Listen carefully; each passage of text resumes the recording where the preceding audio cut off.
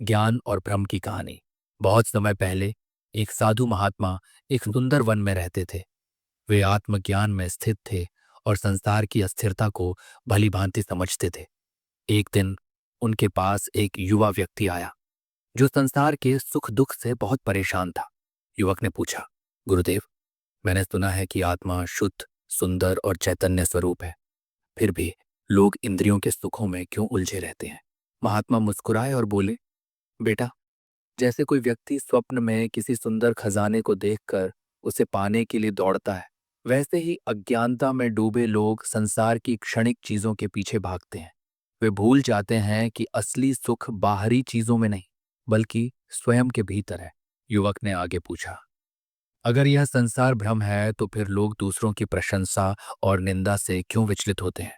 महात्मा ने एक छोटी नदी की ओर इशारा करते हुए कहा, देखो, ये पानी कितने शांत बह रहा है। अगर तुम इसमें एक पत्थर फेंको तो कुछ लहरें उठेंगी, लेकिन कुछ देर बाद फिर से शांति आ जाएगी। जो व्यक्ति अपने शरीर को मात्र एक वस्त्र की तरह देखता है, वह दूसरों की प्रशंसा या आलोचना से कभी विचलित नहीं होता। वह जानता है कि यह सब क्षणिक है। युवक कुछ सोचकर बोला, गुरुदेव, लेकिन फिर भी लोग मोक्ष की कामना तो रखते हैं, फिर उससे डरते क्यों हैं? महात्मा मुस्कुराए और बोले, ये ठीक वैसा ही है जैसे कोई पक्षी पिंजरे में रहते रहते बाहर निकलने से डरने लगे। मनुष्य भी संसार के बंधनों में इतना उलझ जाता है कि जब उसे असली स्वतंत्रता, मोक्ष मिलती है तो वह संकोच करता है, लेकिन सच्चा ज्ञानी उस भय से परे होता है। युवक की जिज्ञासा बढ़ गई। उसने पूछा, तो फिर जो आत्मा का साक्षात्कार कर चुका है, वह सुख दुख से कैसे अनअफेक्टेड रहता है?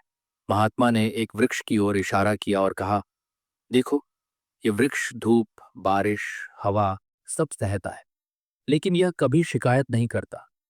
इसी तरह जो व्यक्ति आत्मज्ञान में स्थित हो जाता है, वह किसी भी परिस्थिति में विचलित नहीं होता। न वह अत्यधिक प्रसन्न होता है, न ही दुखी। वह केवल साक्षी रहता है। अंत में युवक ने पूछा, तो इस संसार का वास्तविक स्वरूप क्या है? महात्मा ने मुस्कुराते हुए कहा, यह संसार एक माया जाल है। ये तुम्हारे मन की कल्पना से ही अस्तित्व में है। एक बार जब तुम इसे समझ लेते हो तो तुम्हें पता चलता है कि असली सच्चाई आत्मा में ही है। एक स्थिर बुद्धि वाला व्यक्ति इस संसार के झूठे आकर्षण में नहीं फंसता। युवक ने सिर झुकाया और कहा, गुरुदेव, अब मैं समझ गया। आत्मज्ञान प्राप्त व्यक्ति बाहरी दुनिया के झूठे सुखों और दुखों से परे होता है। वह किसी से प्रभावित नहीं होता और सदा आनंद में रहता है। महात्मा ने आशीर्वाद दिया और कहा, सही कहा, अब इस ज्ञान को अपने जीवन में उतारो और मुक्त हो जाओ। निष्कर्ष, आत्मा शुद्ध, अजर अमर और परम आनंद स्वरूप है। संसार की वस्तुएं और सुख दुख केवल भ्रम है। जो ज्ञानी होता है वह प्रशंसा और निंदा से प्रभावित नहीं होता। जो व्यक्ति मोक्ष चाहता है उसे उससे डरना नहीं चाहिए। सच्चा ज्ञानी हमेशा शांत और आनंदित रहता है, चाहे परिस्थिति कोई भी हो। यह कहानी हमें सिखाती है कि सच्चा सुख बाहरी चीजों में नहीं, बल्कि अपने भीतर आत्मज्ञान में है।